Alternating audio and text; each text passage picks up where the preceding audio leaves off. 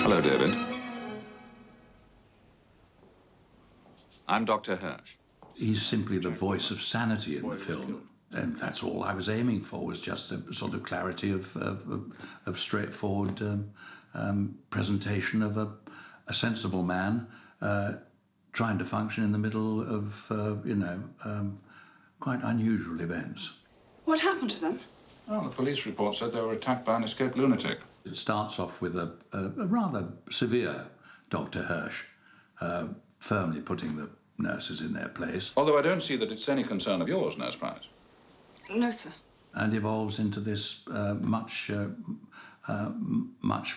closer and more intimate relationship. You've never had bad dreams before? Well, sure, as a kid, but never so real, never so weird. The inexplicable would be explained with, it's another dream sequence. Kind of crazy, wild dreams, that was I having. And in the forest, and they've got smoke machines, guys are running through the forest, smoking up the whole place. So it was very eerie just to be there, and on film it's certainly captured. If I remember rightly, we were shooting at Burnham Beeches in Hertfordshire, just at the back of Pinewood Studios. John didn't want the ground disturbed at all, so I was basically given a direction in which to travel and just run for it. What I had to do was just make sure that I didn't trip on any twigs or logs as I went along, because it was quite tricky. It's something I'd never done before because it was a new piece of equipment. I remember I wanted a strange feeling approaching the bed, and the reveal of David in his opera makeup. It's another one of those makeups that took all day to do, and wearing glass lenses, and all for 3 seconds of film, but it's effective, and nobody really cares that it took 6 hours to do. John said, and in the script there was a scene where these things, and it just said Nazi demons, and I go, okay, what's a Nazi demon? He goes, I don't know, something that looks like a Nazi and like a demon. Well, you're trying to think of the most horrific nightmares you can. What's the most terrible? It's losing loved ones. I'll get it.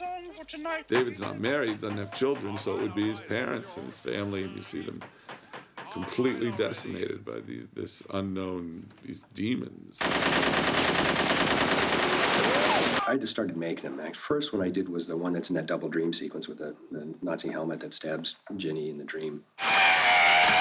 And I just figured I'd make this kind of demonic, dead, kind of werewolf-like thing, with a Nazi helmet. I think the second one was the one that's got the kind of face like that, It got it to a point where everything was there, and I handed that one over to Tom Hester to finish. One of the ones I did was it was a bald Nazi demon. Really sort of very squarish face, and it was fun, really going into a lot of the detail of figuring out the teeth and how that was going to look.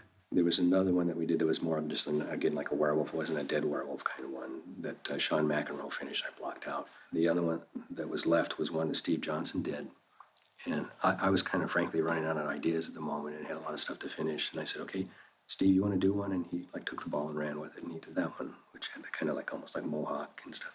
And they, I was kind of hoping to do makeups with those guys because I was a little concerned about them just being, they're basically like Halloween masks. They're just over the head masks. And John said, no, it's going to be fine. I know how I'm going to shoot this. They really don't have to do much of anything, and they just need to be scary looking. The thing I was more worried about was a slit neck thing. You made this neck slit. And I remember just hearing that muffled voice inside. Yeah, I can't see very well in here, I go, oh, that's good to hear, Does John put you up to that? You have this appliance, and you don't want it to go off prematurely, because it's going to be a couple more hours of back in the makeup chair. So you do anything not to, please, no more makeup chair. And in the end, you get a really good one. It's open and it's gorgeous and it's horrible, and you think, yeah, got it. It's not a dream when you're shooting it, basically. It's for real. Hello. Have you been up long? I've just had a nightmare. The concept of the dream within the dream I took directly from a Buñuel film called Discreet Charm of the Bourgeoisie. I turned it around and made it into a scare. Jenny did this thing that really shocked me at the time, She falls to the floor and David screams, and then you cut back to him repeatedly plunging this knife in.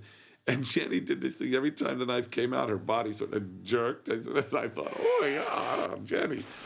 Holy shit. It's one of my favorite times to watch with an audience when the film was in the theaters, to watch what would happen in the audience reactions, people literally jumping out of their seats.